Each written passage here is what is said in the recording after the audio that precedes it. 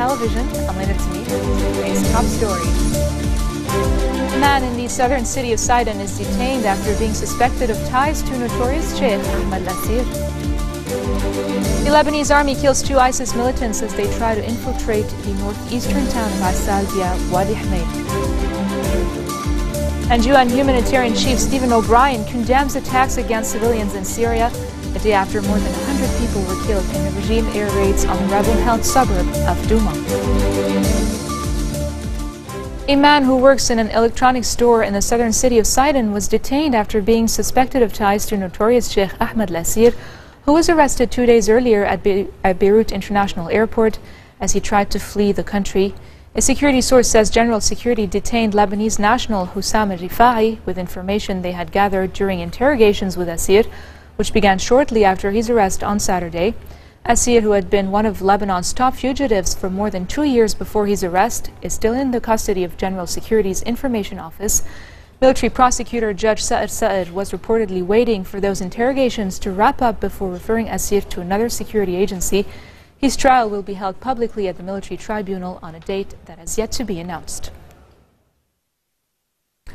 Future MP Ahmed Fatfat says his party was informed by Hezbollah that the lingering presidential crisis wouldn't be resolved ahead of any Saudi-Iranian dialogue.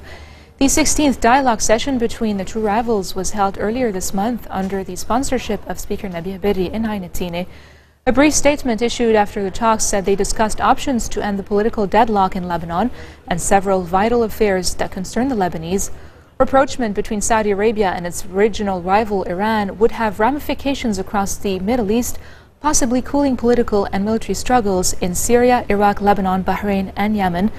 Fatfat, who was speaking after talks with Prime Minister Tamam Slam at the Grand Sarai, said the premier was keen to reactivate the work of his cabinet, describing him as cautious and determined. Salam remains undecided on whether to call a cabinet session this week after the executive body repeatedly failed to make decisions on any key issue due to long-simmering political differences among its members. The Lebanese army has killed 2 ISIS militants and wounded 8 others as they tried to infiltrate the northeastern town of Assal via Wadi Hmeid. An army statement says the terrorist group was spotted in Al-Husn in Arsal, attempting to infiltrate from the outskirts towards some military bases. The army unit confronted the group, killing 2 while others escaped. The number of wounded militants that escaped has not been specified, but the 2 bodies have been handed over to the relevant authorities.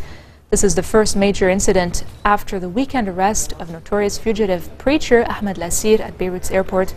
At least 25 Lebanese army soldiers and policemen are being held hostage on Arsal's outskirts by Syrian rebels affiliated with ISIS and the Nusra Front.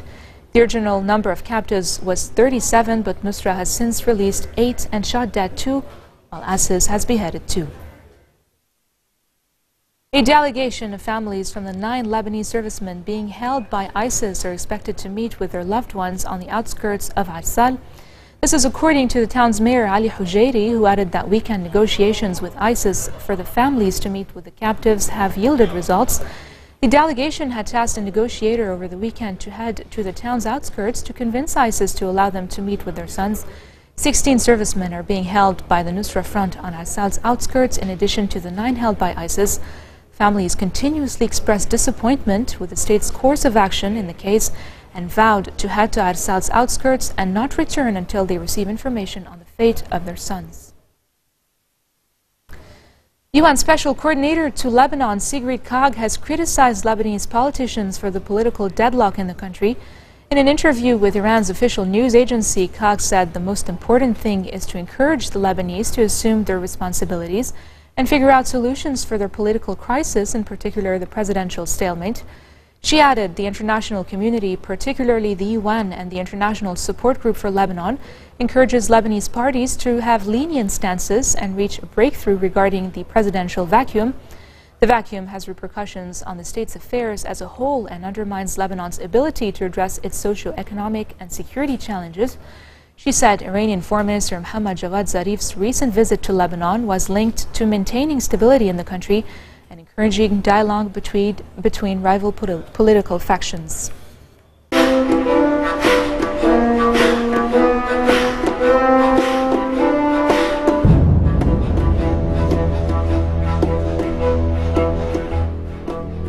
UN humanitarian chief Stephen O'Brien has condemned attacks against civilians in Syria a day after more than 100 people were killed in what activists said were regime air raids on the rebel-held suburb of Douma near Damascus. O'Brien's comments came as even more airstrikes were carried out on Douma. Other areas of the Damascus countryside like Ghouta were also reportedly targeted, but there were no immediate reports of casualties in the latest strikes. O'Brien said he was horrified by the total disrespect for civilian life in this conflict, and those attacks must stop. State media says O'Brien met with Syrian Foreign Minister Walid al-Muallim and expressed a willingness to work with the government to alleviate humanitarian suffering. Last week we heard of shelling of Damascus by armed groups. While I have been here, we have heard appalling reports of new airstrikes on the besieged area of Douma. Yesterday's airstrikes on the central market area caused scores of civilian deaths and hundreds of people were injured. Hospitals are scrambling to treat them. I am absolutely horrified by the total disregard for civilian life by all parties in this conflict. I appeal to every party engaged in violence and fighting to protect civilians and to respect international humanitarian law. Attacks on civilians are unlawful, unacceptable, and must stop. We cannot scale up our operations to reach more people if we do not have adequate resources. I am very concerned by the lack of funding for humanitarian aid in Syria and the region. Today, nearly three-quarters of the way through the year, the humanitarian appeal for 2015 is less than 30% funded. I hope for a political solution that can be found soon so that we can give hope to the many millions of Syrian families who tonight are hungry and fearing for their lives. And coming up next, the Indonesian passenger plane that crashed in New Guinea was transporting nearly $500,000 in cash. More details next.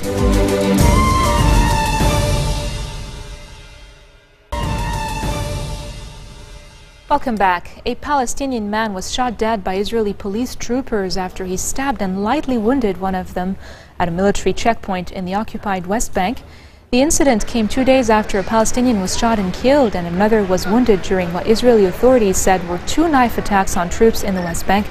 Today's incident occurred near an Israeli military checkpoint outside the Palestinian city of Nablus. The army said the man approached a group of soldiers, telling them he felt unwell. As he drew near, he pulled out a knife and stabbed one of them. Another soldier shot him. Egyptian President Abdel Fattah al-Sisi has approved an anti-terrorism law that sets up special courts and provides protections to its enforcers. The controversial law, published in the government's official gazette on Sunday, sets a minimum fine of £200,000, a maximum of £500,000 for anyone who strays from government statements in publishing or spreading false reports on attacks or security operations against armed fighters. Critics say the steep fines may shut down smaller newspapers and deter larger ones from independently reporting on attacks and operations against armed fighters. It also shields those applying it, such as the military and police, from legal ramifications for the proportionate use of force in performing their duties. The law also seeks prison terms for those found guilty of inciting a terrorist act. Sisi had promised a tougher legal system in July after a car bomb attack that killed the top public prosecutor, the highest level state official to be killed in years. And still in the Middle East, the dead bodies of 50 Shiite Houthi rebels and allied troops were retrieved from the city. Sources in Taiz said 31 pro-government fighters were also killed. Pro-government forces supported by Gulf airstrikes have made key gains against the Iran-backed rebels in Taiz, seen as a gateway to the rebel-held capital, Sana'a. They have reportedly seized several strategic locations in the city, including intelligence headquarters, a fortress from which the rebels had been shelling Taiz, as well as the highest peak overlooking the city. Clashes were ongoing today, with fierce fighting using heavy weaponry reported around the rebel-held presidential palace. Russian and Iranian Foreign Ministers Sergei Lavrov and Javad Zarif said during their talks in Moscow that the Iranian nuclear deal reached in Vienna may boost the bilateral ties between their countries. Russian and Iranian presidents met in July in the Russian city of Ufa. just days before the deal was agreed in Vienna. Zarif said the agreement will have a positive impact on cooperation in the spheres of economy and defense. Moving on to Asia, an Indonesian passenger plane that crashed this weekend with 54 people on board in Papua New Guinea was transporting about $470,000 in cash to distribute to poor families in the eastern province. The head of Jayapura Post Office said that 4 of their personnel were escorting the funds and the money was in 4 bags. An Indonesian search and rescue plane spotted debris believed to be from the missing aircraft and identified smoking wreckage as well as another small plane on its way to a closer look.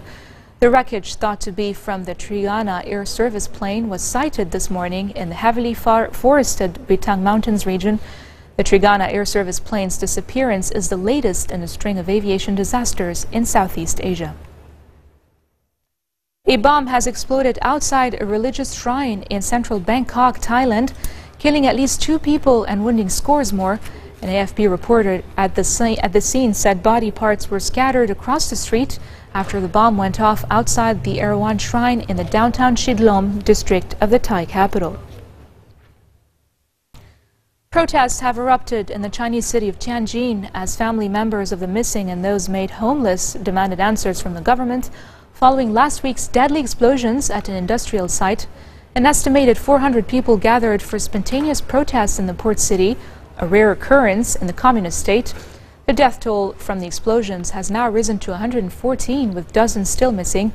Residents said they were not aware that dangerous chemicals were being stored in the port. Chinese state media have also lambasted officials for a lack of transparency over the massive explosions. Brazilians took to the streets across the country to voice their discontent with the country's current social and economic situations. The anti-government protests took place in 240 cities, where demonstrators flocked to the streets, holding banners and Brazilian national flags to express their dissatisfaction with a series of socio-economic problems plaguing the country. This was the 3rd round of nationwide protests against the government in Brazil this year. Voting is underway in Sri Lanka's general election in a poll widely regarded as a referendum on the political future of former President Mahinda Rajapaksa. The main contest is between Rajapaksa and Sri Lanka's Freedom Party and outgoing Prime Minister Ranil Wickremesinghe's United National Party, which formed a minority government after Rajapaksa was ousted in January's presidential election.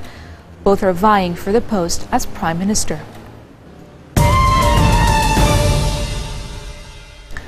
Police have arrested a 30-year-old man in connection with the fatal stabbing of actor Morgan Freeman's step-granddaughter on a Manhattan street. Lamar Davenport of New York City was charged with second-degree murder a day after 33-year-old Edina Hines was found lying on the street with multiple stab wounds on the chest. She was found in front of her apartment building on West 162nd Street and was pronounced dead at Harlem Hospital. Police say Davenport was in a relationship with Hines.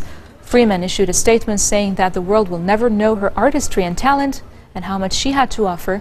Hines had studied acting and was involved with teaching urban youth. She is the granddaughter of Freeman's first wife. This marks the end of our bulletin for today. Now for a recap of our top stories. A man in the southern city of Sidon is detained after being suspected of ties to notorious Sheikh Ahmed Lasir. The Lebanese army kills 2 ISIS militants as they try to infiltrate the northeastern town of Arsal via Wadi Hmeid. And UN humanitarian chief Stephen O'Brien condemns attacks against civilians in Syria a day after more than 100 people were killed in regime air raids on the rebel-held suburb of Douma. Those are your top stories for today. I'm Linda Tamim and I thank you all for tuning in today. Take care.